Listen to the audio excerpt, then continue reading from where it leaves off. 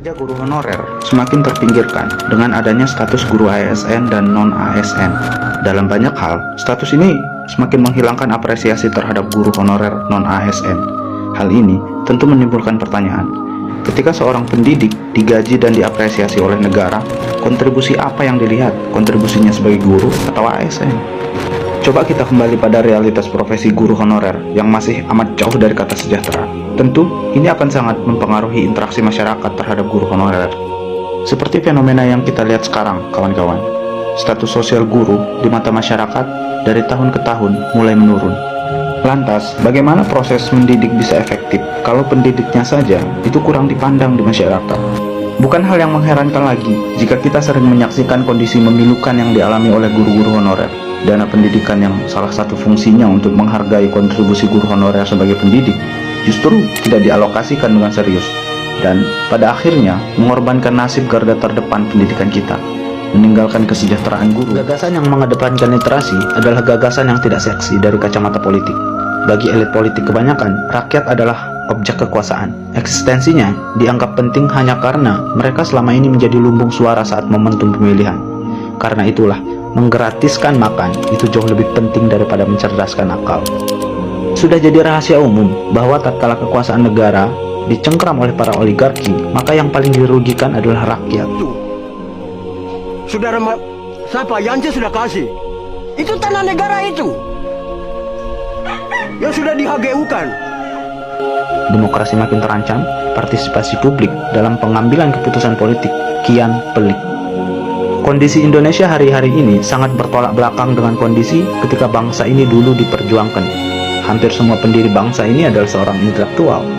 Indonesia itu didirikan oleh mereka yang peduli dengan pengetahuan dan selalu bergelut dengan pemikiran, bukan oleh pembisnis. Salah satu fenomena yang bisa kita lihat di dunia pendidikan sekarang adalah guru tak lagi memaknai proses mengajarnya sebagai gerakan perubahan, melainkan mengimani aktivitasnya sebagai pengulangan-pengulangan belaka. Jadi, guru semacam ini banyak dijumpai dan secara serentak menggiring pendidikan ke lembah gelap kehampaan. Kondisi keterhampaan dan peralihan dari manusia autentik ke manusia inautentik ini selaras dengan kondisi kenyataan guru di negeri ini. Banyak guru kehilangan kegelisahannya sebagai seorang pendidik dan memilih terjebak pada rutinitas mengajar. Bagi guru inautentik, mengajar tak lebih dari sekedar pengulangan rutinitas terus-menerus tanpa upaya pendalaman makna yang berarti. Guru yang enggan belajar hal baru dan update pada kajian terbaru atas keilmuannya adalah guru inautentik. Guru yang terlempar pada lembah rutinitas mengajar.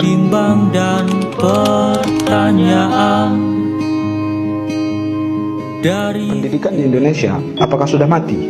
Tampaknya, komitmen untuk mencerdaskan kehidupan bangsa belum benar-benar terlihat. Korupsi, pelecehan seksual, tawuran, dan berbagai tindak kriminal lainnya masih marak terjadi. Tidak hanya itu, jurang ketimpangan semakin lebar dan dalam. Semua itu menimbulkan pertanyaan, apakah pendidikan di Indonesia benar-benar hidup? Apa yang terjadi dalam pendidikan di Indonesia adalah reduksi makna pendidikan tersebut. Padahal, sekolah hanyalah bagian dari upaya pelembagaan pendidikan secara formal. Lebih-lebih, orientasi utama sebagian besar masyarakat adalah agar kelak bisa memiliki pekerjaan mapan, seperti menjadi PNS misalnya. Pudarnya sinergi pusat pendidikan itu mengakibatkan tercabutnya akar kehidupan peserta didik dari tanah tempat ia tumbuh dan berkembang. Mereka tidak memiliki kepekaan terhadap permasalahan sosial di sekitarnya. Jasmaniah dan rohaniah mereka terkungkung, dikelilingi tembok tebal kelas dan pagar tinggi. Merupakan negara dengan jumlah kampus nomor 2 terbanyak di dunia, mengalahkan Cina dan Amerika Serikat. Pertanyaannya, apakah dengan semakin banyaknya jumlah institusi perguruan tinggi akan menjamin kualitas sumber daya manusia yang lebih baik? Saya kira tidak, sebab lebih banyak kampus di Indonesia dijadikan sebagai ladang bisnis dengan memungut uang dari kantong ekonomi keluarga mahasiswa, akan tetapi memberikan edukasi dengan kualitas yang rendah. Bahkan tenaga pendidik seperti dosen pun digaji dengan gaji yang murah. Bahkan beberapa mahasiswa tidak perlu kuliah untuk bisa mendapatkan ijazah, karena kebanyakan kampus di Indonesia hanya jualan ijazah, bukan fokus untuk mengembangkan sumber daya manusianya. Kondisi tersebut kemudian didukung oleh karakter mahasiswa di Indonesia yang kebanyakan kuliah hanya untuk mendapatkan ijazah. Ditambah lagi, banyak sekali beredar jasa joki skripsi.